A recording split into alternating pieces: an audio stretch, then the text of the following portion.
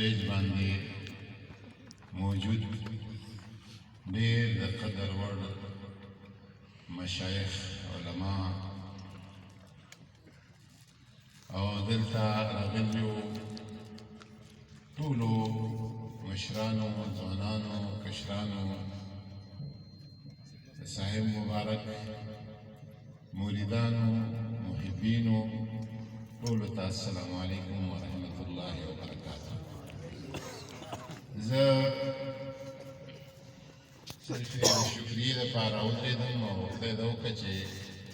ما خو په دغه ټولو باندې تقریرونه مختصر کړه. عالم چې تقریر ته ودرېږي بیا هغه خو د ایسارول ډېر ګران کار دی، خو شاته زه ورته ناست وم چې دا پروګرام چې څنګه مونږ لیکلی و چې 12 بجو پورې ختم شي، خدای د معلم توفیق راکړه چې زه یم زر ختمه کړم. صاحبینو دوه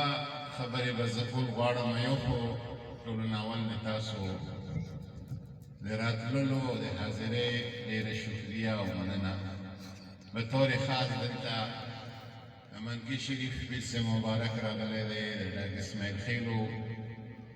سید حسین صاحب راغلی دی، سلیم صاحب راغلی دی، زمان چشتي صاحب راغلی دی، د مونږه ګډي بلوچ باچا صاحب منیر الله شاه صاحب راغلی دی، ما د استاد محترم فرزند جناب مولانا فضل منان صاحب راغلی دي. دوی ته او دا د ما خپل د مدرسې مدرسین دي، علما دي، د دوی ټولو د شکریا ادا کوم. بیا دا پروګرام دلته جمرود د مونږه علما چې کوم دي د مدرسې نه فارغ، د دوه خیال چې مونږه داسې یو پروګرام او محفل وکړو د صاحب مبارک د ایصال ثواب لپاره. د تنظیم چې مونږه د جمرود کومه حلقه ده دغو خواهش او بیا دی ګلمرج صاحب ناست دی، د ده دا ځای دا حجره همیشه مونږه په الکشنو کې ووټونو کې او په ټولو معاملو کې مرکز وي، دا ځای دوی دپاره خوښ کړ. نو زه د دغه ټولو چا چې په دې غونډه کې پیر صاحب ته به زه ګزارش وکړم چې دعا م ورته وکړه. که چا منډه ترړه پکې والی، که چا پکې ژبه خوځولی، که چا پکې قدم اوچت کړی، که چا پکې لاس خوځولی، که چا د جیب نه پکې څه خرڅ کړي، دغه ټولو زه شکریا ادا کوم. او دوی د مونږه تاسو ټولو د هغه فقیر او درویش والد صاحب د هغه په یاد کې د هغوی مبارکو شپږ کاله پوره شو، شمسي کلونو باندې شپږ کاله پوره شو. 25 دسمبر 2018 باندې د هغوی وفات شوی و او دا 25 دسمبر 2024 دی. الحمدلله د هغوی ژوند د 1930 نه واخله تر 2018 پورې اته کاله شمسي کلونو باندې د ژوند تاسو ته مفتي اکرام صاحب وویل، د مونږ نیکه صاحب رحمت الله علیه به فرمایل د مونږ والد صاحب په باره کې هغه به ده ته شیخ بچی وي. شیخ متاب نوم یې هم په خپله پرېښی و. شیخ متاب معنی د قرآن پاک کې راغلی د توبې ځای یا د توبې قبلېدلو وخت یا د توبې قبلېدلو ځای. نو هغه به وایي چې ده د دغه بچي په وړوکوالي کې په بلوغ ته چې لا نه ورسېدلی، ما په ده کې د شریعت خلاف کوم کار نه دی لیدلی. نو هغه ټول عمر الحمدلله چې چا د علم سره شوق او هغوی مدرسې آبادې کړي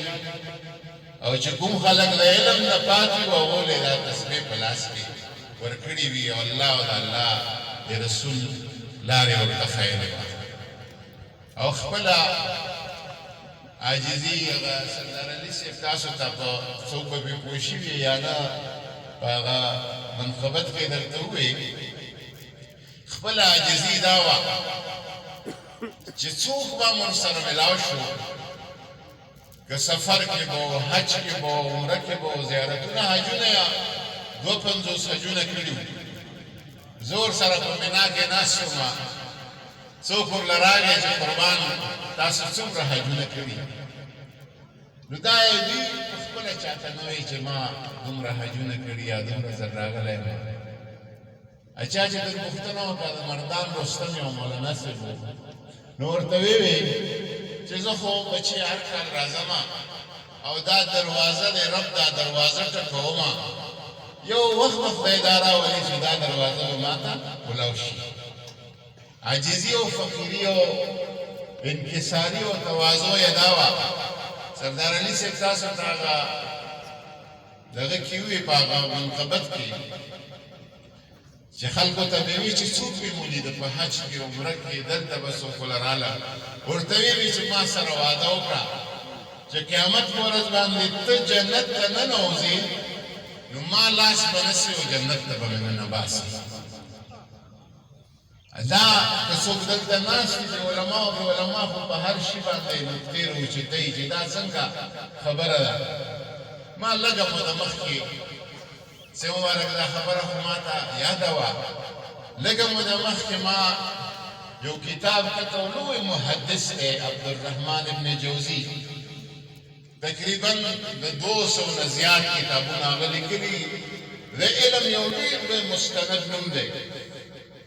نو هغه به شاګردانو ته وي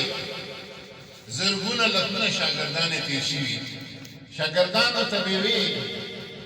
چې که تاسو د حساب کتاب نه پس جنت ته لاړئ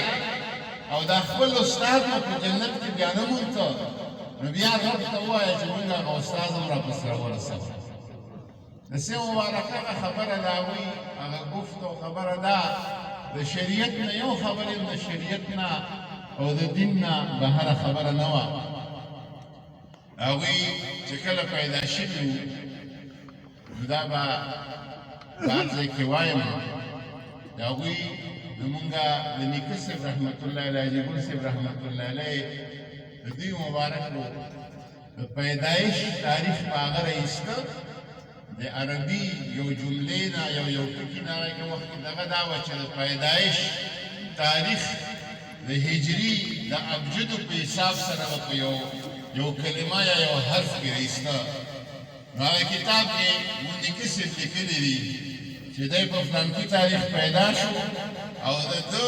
تاریخ پیدایش ما راویسته شجرة الحیات